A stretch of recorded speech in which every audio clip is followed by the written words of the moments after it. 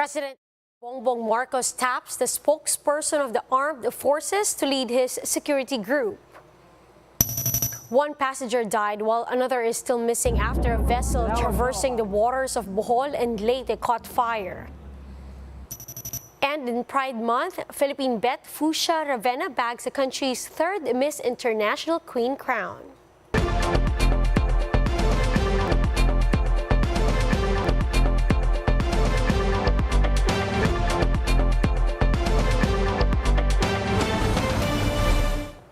Fast, focused, and fearless. Here's a roundup of stories we're watching now. I'm Riza Diaz.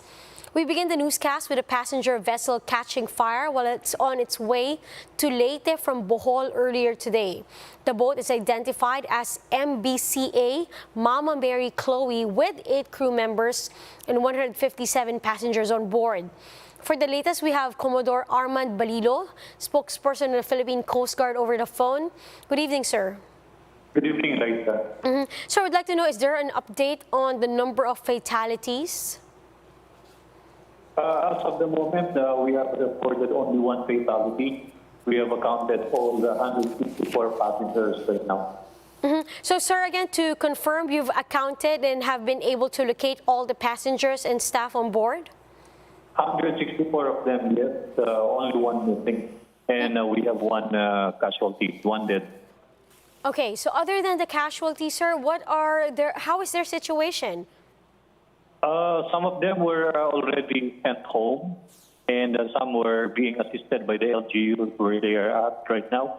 And they're being properly assisted by the local government units and other stakeholders in the area, and the Philippine Coast Guard also. Sir, upon an investigation, do we already have any information as to what have caused the fire? We have not started the investigation, Liza, but we are going to do that right after that we account the missing one. But initially, we have instructed our personnel at the area to look for the captain and the crew so they can start their initial inquiry. Well, thank you, sir, for sharing with us this information. That is PCG spokesperson Commodore Armando Balilo. Meanwhile, President-elect Bongbong Marcos has chosen the spokesperson of the armed forces to be the presidential security group commander. The AFP said Colonel Ramon Zagala will also serve as acting senior military assistant to the president.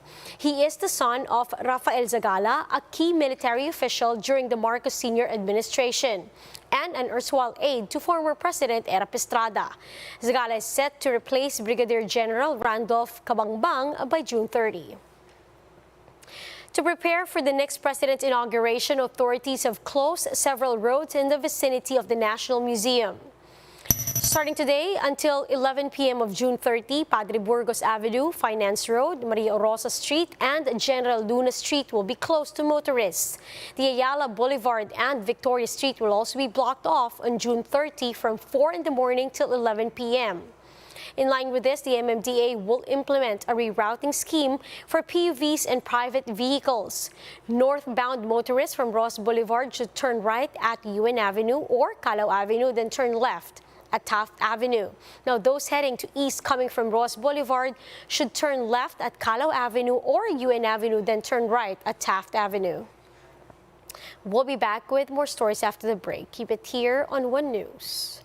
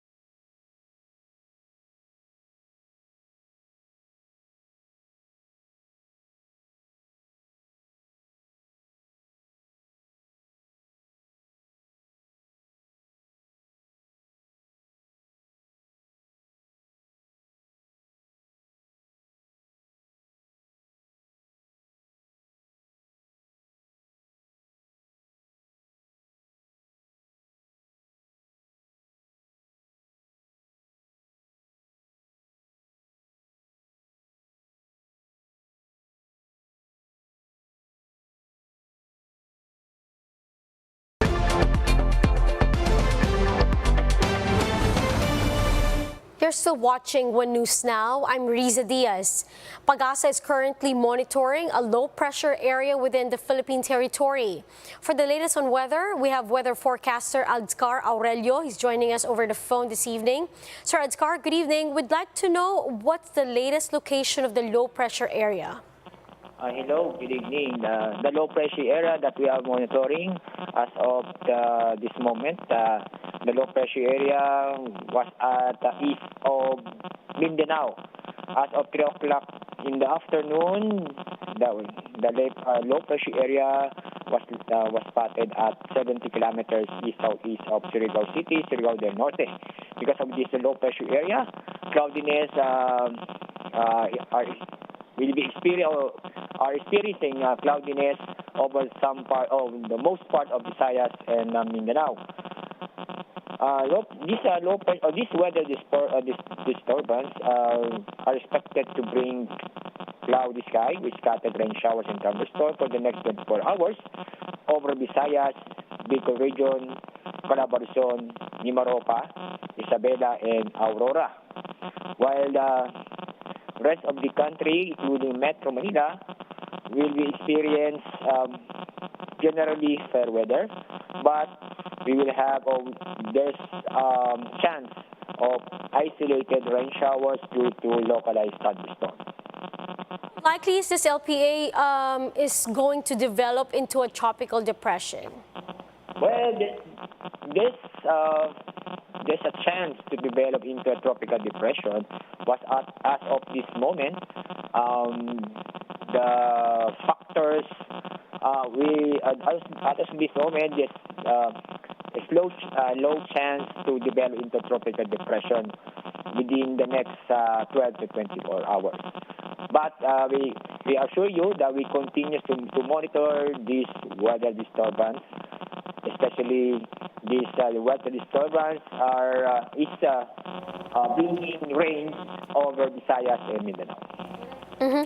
Sir, should this persist for the next coming days? We know the inauguration of President-elect Bongbong Marcos is already on Thursday. Are we expecting a rainy day that day?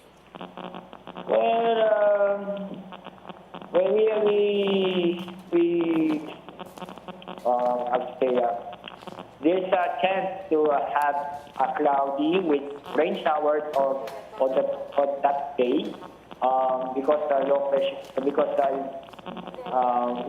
season of rainy season. So in the next, we can see in the next 3 days, we will experience cloudy with rains and thunderstorm, most part of Visayas and Mindanao. And we will not here in Metro Manila on that June 30. We expect rain showers and thunderstorms, maybe because of the trough of low pressure area. So, this information, that was Pag-asa weather forecaster Adskar Aurelio.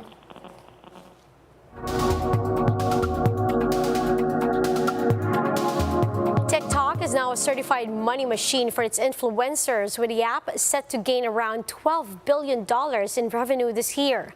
Let's watch this. When I first started making money on TikTok, I was living at home, so I wasn't really paying any bills, and then I started making enough money to where I was like, wait, I think I can move out and get my own apartment. 22-year-old Alisa McKay used to work part-time at a frozen yogurt store. Now she earns more than $100,000 a year as an influencer on TikTok. Brands like Coach, Netflix, and Amazon pay up to reach her 9 million followers.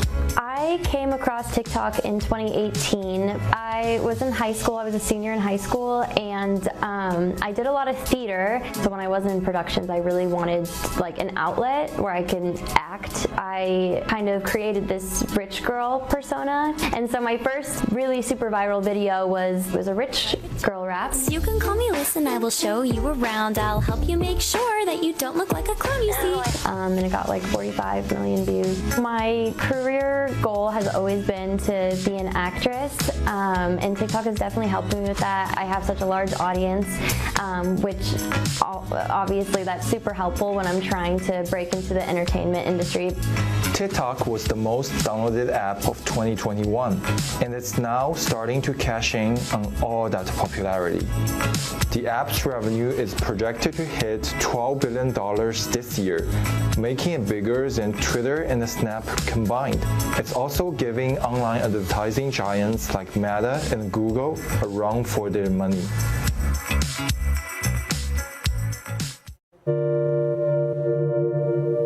Let's now take a quick look at today's other top stories. Another round of oil price hike is expected this week. Unioil Philippines is projecting diesel prices to go up by up to 1 peso and 40 centavos per liter, while gasoline prices are expected to increase by up to 40 centavos per liter. The government has postponed the jabbing of the first COVID-19 booster shots for non-immunocompromised children aged 12 to 17. The Health Department said this move is for better planning between the National Vaccination Operations Center and LGU vaccination units. And the Philippine bet Fucia Ann Ravena was named the Miss International Queen 2022 during the coronation night held in Thailand.